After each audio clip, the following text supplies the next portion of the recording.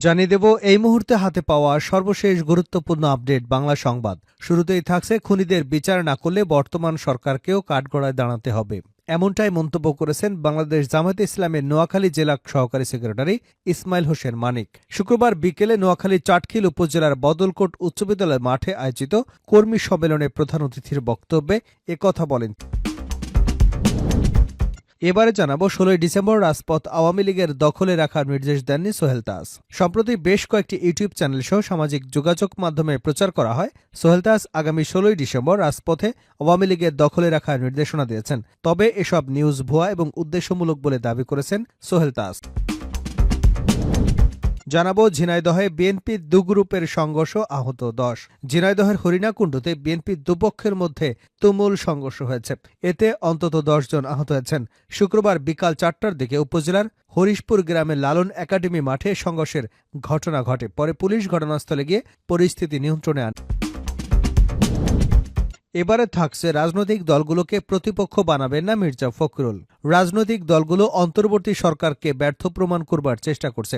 তথ্য উপদেষ্টা মোহাম্মদ নাহিদ ইসলামের এমন বক্তব্যের সমালোচনা করে বিএনপির মহাসচিব মির্জা ফখরুল ইসলাম আলমগীর বলেছেন, দয়া করে রাজনৈতিক দলগুলোকে প্রতিপক্ষ বানাবে।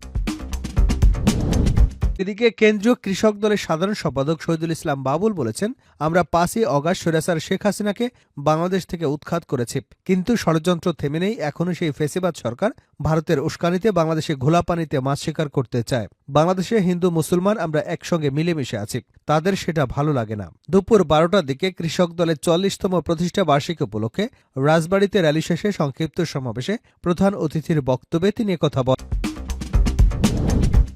এবং সর্বশেষ জানাবো আন্তর্জাতিক সংবাদ। আসাদের পতনে বিপদে পড়তে যাচ্ছে ভারত। সিরিয়ার ইরান সমর্থিত বাশার আল আসাদ সরকারের পতনের পর বিশ্বজুড়ে এর প্রভাব ছড়িয়ে পড়েছে। এরই মধ্যে এ ঘটনাকে কেন্দ্র করে ঝড় বয়ে যাচ্ছে মধ্যপ্রাচ্যের রাজনীতির উপর। সেই ঝড়ও বাতাসের ছোঁয়া এসে লেগেছে আরব সাগরের তীরবর্তী দেশ ভারতেও। বলা হচ্ছে আসাদের পতনে দক্ষিণ এশিয়ার রাজনীতিতে বড় ধরনের চাপে পড়তে পারে পরমাণু শক্তিধর রাষ্ট্রটি। এতক্ষণ শিরোনাম শুনছিলেন, এবার বিস্তারিত। প্রিয় দর্শক, আপনি যদি এই চ্যানেলে নতুন হয়ে থাকেন, ভিডিওটি দেখতে দেখতে চ্যানেলটি সাবস্ক্রাইব করে আমাদের সঙ্গে থাকুন। আর এই ভিডিও সম্পর্কে আপনি আপনার মূল্যবান মতামতটি কমেন্ট বক্সে জানিয়ে দিন। আর হ্যাঁ প্রিয় দর্শক, জানিয়ে দিন ভিডিওটি কোথা থেকে দেখছেন। খুনিদের বিচার না করলে বর্তমান সরকারকেও কাঠগড়ায় দাঁড়াতে হবে। খুনিদের বিচার করতে না পারলে বর্তমান সরকারকেও জনতার কাঠগড়ায় দাঁড়াতে হবে বলে মন্তব্য করেছেন বাংলাদেশ জামায়াতে ইসলামের নোয়াখালী জেলা সহকারী সেক্রেটারি ইসমাইল হোসেন মালিক। বিকেলে নোয়াখালীর চাটখিল উপজেলার বদলকোট উচ্চ বিদ্যালয় মাঠে অনুষ্ঠিত কর্মী সম্মেলনে প্রধান অতিথির বক্তব্যে একথা বলেন তিনি। ইসমাইল হোসেন মানিক বলেন, শেখ হাসিনার প্রধান কাজ ছিল গুমখুন এবং মামলা। হাসিনা ৭,০০০-এরও বেশি মানুষকে গুম করেছে, শুধু জামায়াতের ৭৮৫ জনকে গুম করেছে। আয়নাঘরের নামে বছরের পর বছর এদেশের মানুষকে নির্যাতন করেছে। পিকআপ ভ্যানে আগুন লাগিয়ে তারা ছাত্রদের আগুনে পুড়িয়ে মেরেছে। এই খুনি হাসিনাকে বাংলাদেশে আনতে হবে, তার বিচার করতে হবে। খুনিদের বিচার করতে না পারলে বর্তমান সরকারকেও জনতার কাঠগড়ায় দাঁড়াতে হবে। তিনি বলেন, ব্যাংক লুটপাট করে নিয়েছে আওয়ামী লীগ এবং তার দোসরা। এদেশের জনগণের টাকা লুটপাট করেছে তারা। এদেশে তাদের রাজনীতি করবার কোনো অধিকার নেই। ১৬ ডিসেম্বর রাজপথ আওয়ামী লীগের দখলে রাখার নির্দেশ দেননি সোহেল তাজ। সম্প্রতি বেশ কয়েকটি ইউটিউব চ্যানেল সহ সামাজিক যোগাযোগ মাধ্যমে প্রচার করা হয় সোহেল তাজ আগামী ১৬ ডিসেম্বর রাজপথে আওয়ামী লীগের দখলে রাখার পরামর্শ দিয়েছেন। তবে এসব ভুয়া নিউজ এবং উদ্দেশ্যমূলক বলে দাবি করেছেন সোহেল তাজ। সাবেক এই স্বরাষ্ট্র প্রতিমন্ত্রীর দাবি, কিছু সোশ্যাল মিডিয়া প্ল্যাটফর্মে তার বিরুদ্ধে একটি মহল অপপ্রচার চালাচ্ছে। বৃহস্পতিবার রাতে নিজের ভেরিফাইড ফেসবুক পেজে একটি পোস্ট দিয়ে তিনি এমন অভিযোগ করেন। সোহেল তাজ তার পোস্টে লিখেছেন, ফেক নিউজ, কিছু সোশ্যাল মিডিয়া প্ল্যাটফর্মে আমার উদ্ধৃতি দিয়ে মিথ্যা অপপ্রচার চালানো হচ্ছে বলে আমি ১৬ ডিসেম্বর রাজপথে আন্দোলনের ডাক দিয়েছি। এগুলো সব ফেক নিউজ, আমি আমার অবস্থানেই আছি। তিনি আরও বলেন, আমি লক্ষ্য করেছি যে একটা রাজনৈতিক দল তার কোনো ভুল ত্রুটি নিয়ে অনুশোচনা তো দূরের কথা, কিন্তু কোনো আত্মসমালোচনা বা আত্ম উপলব্ধিও করছে না। এটা ভালো লক্ষণ নয়, কোনোদিনই সুফল বয়ে আনবে না, বরং আরও ধ্বংস নিয়ে আসবে। ঝিনাইদহে বিএনপির দুপক্ষের সংঘর্ষ, আহত ১০। ঝিনাইদহের হরিণাকুণ্ডুতে বিএনপির দুপক্ষের মধ্যে সংঘর্ষ হয়েছে। এতে অন্তত ১০ জন আহত হয়েছেন। শুক্রবার বিকাল ৪টার দিকে উপজেলার হারিশপুর গ্রামে লালন একাডেমি মাঠে সংঘর্ষের ঘটনা ঘটে। পরে পুলিশ ঘটনাস্থলে গিয়ে পরিস্থিতি নিয়ন্ত্রণে আনে। আহতরা হলেন হরিশপুর গ্রামের রবিউল ইসলামের ছেলে আলামিন হোসেন, আসান মণ্ডলের ছেলে মন্টু মণ্ডল সহ আরও বেশ কয়েকজন। এদের মধ্যে আফাঙ্গীর বিশ্বাস জেলা বিএনপির সভাপতি অ্যাডভোকেট এম এ মজিদের অনুসারী এবং অন্যরাও সাবেক সাংসদ মশিউর রহমানের ছেলে এবং জেলা বিএনপির স্বাস্থ্য বিষয়ক সম্পাদক বাবুর আনসারীর ছেলে বলে জানা গেছে। আহতদের মধ্যে আলামিনের অবস্থা আশঙ্কাজনক হওয়ায় তাকে উন্নত চিকিৎসার জন্য ঢাকা মেডিকেল কলেজ হাসপাতালে রেফার করা হয়েছে।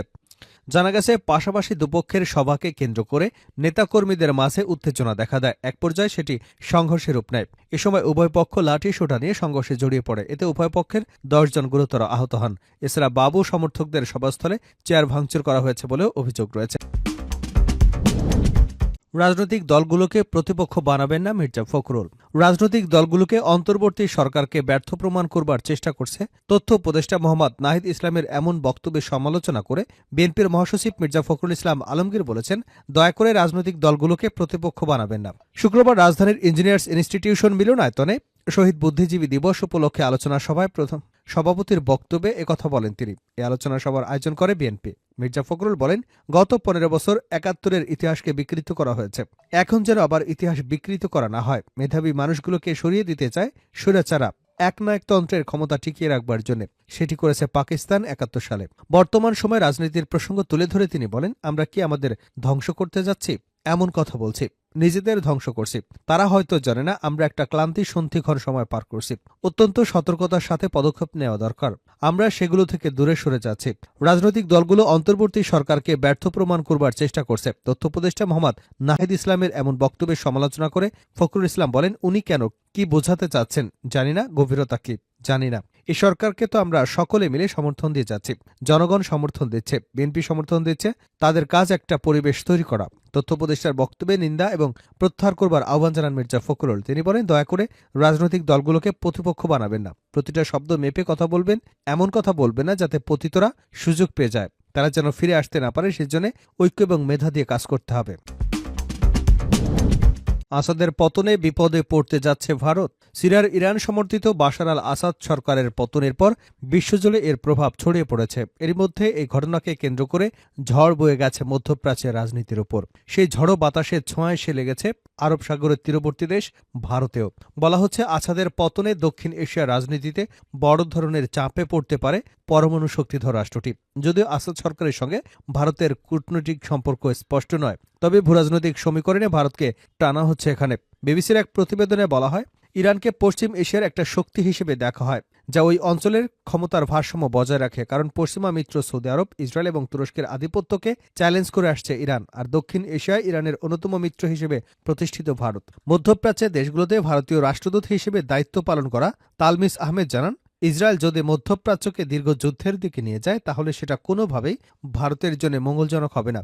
মধ্যপ্রাচ্যে যদি ইরান দুর্বল হয়ে পড়ে তাহলে ভারতের স্বার্থ দুর্বল হয়ে পড়বে। ভারতের জ্বালানি নিরাপত্তা মারাত্মকভাবে ক্ষতিগ্রস্ত হবে। এছাড়াও উপসাগরীয়